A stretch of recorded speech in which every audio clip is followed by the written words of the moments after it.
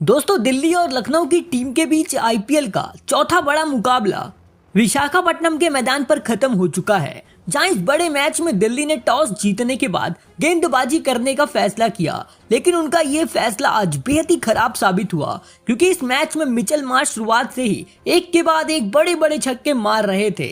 मानो दोस्तों, शुरुआत में ही लग गया था कि आज लखनऊ की टीम एक काफी बड़ा स्कोर खड़ा करने वाली है। एक तरफ माकरम उनका पूरा साथ दे रहे थे और वो भी अच्छी लय में दिख रहे थे, लेकिन तभी 46 रन के स्कोर पर विपराज निगम ने माकरम को आउट कर दिया और वो 15 रन बनाकर आउट हुए। लेकिन इसके बाद बल्लेबाजी करने उतरे निकोलस पूरन, और दोस्तों इसके बाद तो मिचेल मार्श और पूरन ने इस मैच में पूरी तरह भूचाल ला दिया। जहां एक तरफ मिचेल मार्श 200 की स्ट्राइक रेट से रन बना रहे थे, तो दूसरी तरफ निकोलस पूरन 250 की रफ्तार से रन बना रहे थे। मानो दोस्तों, इन दोनों खिलाड़ियों के बीच रेस लगी थी कि कौन सबसे ज्यादा छक्के मारेगा, क्योंकि दोस्तों ये दोनों बल्लेबाज एक एक ओवर में 4-4 छक्के मार रहे थे और ऐसा लग रहा था कि दिल्ली की टीम अब खत्म ही हो जाएगी। इसी बीच इन दोनों बल्लेबाजों ने बेहतरीन प्रदर्शन करते हुए तहलका मचा दिया और देखते ही देखते लखनऊ का स्कोर 100 रन के पार पहुंच गया। इसी बीच मिचेल मार्श ने अपना अर्धशतक भी पूरा कर डाला था और इस मैच में ये दोनों बल्लेबाज ऐसा लग रहा था कि शतक भी काफी जल्दी बना देंगे। लेकिन तभी 133 रन के स्कोर पर मुकेश कुमार ने मिचेल मार्श को आउट कर दिया और मिचेल मार्श 36 गेंदों में 6 छक्के 6 चौकों की मदद से 72 रनों की तूफानी पारी खेलकर आउट हुए। इसके बाद बैटिंग करने उतरे कप्तान ऋषभ पंत, लेकिन दूसरी तरफ खड़े निकोलस पूरन ने तब तक अपना अर्धशतक पूरा कर डाला था।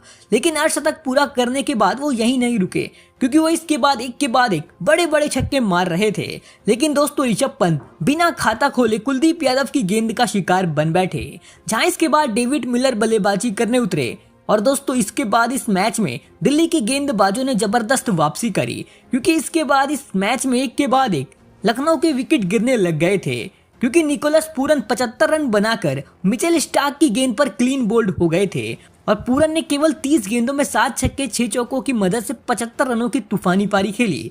इसके बाद दोस्तों कुलदीप यादव ने आयुष बदौनी को भी आउट कर दिया था और वो 4 रन बनाकर आउट हुए थे। इसके बाद शार्दुल ठाकुर बिना खाता खोले रन आउट हो बैठे। इसके बाद शहबाज अहमद केवल 9 रन बनाकर स्टार्क की गेंद का शिकार बने और रवि बिश्नोई को मिचेल स्टार्क ने क्लीन बोल्ड मार दिया था। लेकिन आखिरी ओवर की आखिरी 2 गेंदों पर मिलर ने कमाल के 2 छक्के लगाते हुए लखनऊ का स्कोर 209 रन तक पहुंचा दिया था 8 विकेट के नुकसान पर, और मिलर 27 रन बनाकर नॉट आउट रहे थे। जहां इस मैच में दिल्ली की तरफ से कुलदीप यादव ने अपने 4 ओवर में 20 रन देकर 2 विकेट लिए थे, तो स्टार्क को भी 3 विकेट हाथ लगी थी। अब ये मैच दिल्ली को जीतने के लिए 210 रन बनाने थे, लेकिन जब वो टारगेट का पीछा करने उतरी तो फिर उनकी शुरुआत बेहद ही खराब रही, क्योंकि 7 रन के स्कोर पर ही उनके 3 बड़े विकेट गिर चुके थे। जहां पहले जैक फ्रेशर केवल 1 रन बनाकर आउट हुए थे, तो अभिषेक पोरेल अपना खाता भी नहीं खोल पाए थे और ये दोनों ही झटके शार्दुल ठाकुर ने इनको पहले ओवर में ही दे दिए थे। इसके बाद अगले ही ओवर में सिद्धार्थ ने समीर रिजवी को भी आउट कर दिया और वो केवल 4 रन बनाकर आउट हुए थे।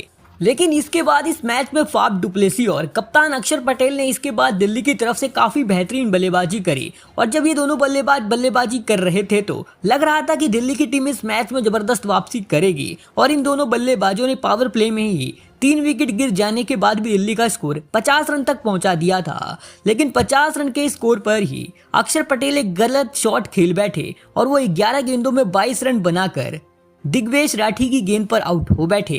जहां एक तरफ इस मैच में डुप्लेसी भी अच्छी बल्लेबाजी कर रहे थे और उनका साथ देने के लिए अब ट्रिस्टन स्टेप्स उतर चुके थे, लेकिन इसके बाद 65 रन के स्कोर पर रवि बिश्नोई ने डुप्लेसी को भी आउट कर दिया और वो 29 रन बनाकर आउट हुए और दिल्ली के दोस्तों 5 विकेट 65 रन के स्कोर पर गिर चुके थे। जहां इसके बाद ट्रिस्टन स्टेप्स और आशुतोष शर्मा ने इसके बाद दिल्ली की पारी को संभालकर आगे बढ़ाया। ये दोनों बल्लेबाज काफी धीरे धीरे रन बना रहे थे, लेकिन दोस्तों दिल्ली के इतने विकेट गिर गए थे कि अब इन बल्लेबाजों को आराम से खेलना ही था, और इस वजह से दिल्ली के रन इस मैच में काफी धीरे धीरे बन रहे थे। इसके बाद 12 ओवर खत्म होने के बाद दिल्ली की टीम ने 101 रन बनाए थे 5 विकेट के नुकसान पर, यानी कि अब आखिरी 8 ओवरों में दिल्ली को 109 रन बनाने थे और सारी उम्मीदें इन दोनों ही बल्लेबाजों पर टिकी थी। और इसके बाद इन दोनों बल्लेबाजों ने इस मैच में एकदम से पूरा मैच पलट दिया।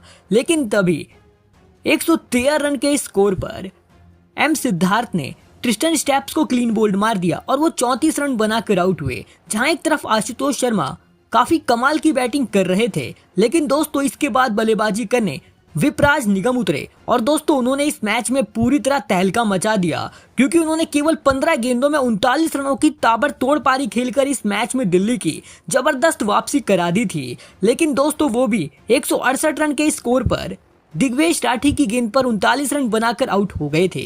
इसके बाद स्टार्क केवल 2 रन बनाकर आउट हुए और कुलदीप 5 रन बनाकर रन आउट हो गए थे। इसके बाद 9 गेंदों पर दिल्ली को 18 रन बनाने थे और उनके हाथ में केवल 1 विकेट बाकी था और सारी उम्मीदें अब आशुतोष शर्मा पर टिकी थी। और इसके बाद इस मैच में आशुतोष शर्मा ने इतनी शानदार बल्लेबाजी करी कि जितनी तारीफ करी जाए उतना कम है, क्योंकि दोस्तों आखिरी ओवर की तीसरी गेंद पर उन्होंने शानदार छक्का लगाकर इस मैच में दिल्ली को केवल 1 विकेटों से जीत दिलवाई। और दोस्तों आशुतोष शर्मा केवल 31 गेंदों में 5 छक्के 5 चौकों की मदद से 66 रन बनाकर नॉट आउट रहे थे और दिल्ली की टीम एक रोमांचक मुकाबला जीत चुकी है केवल 1 विकेटों से।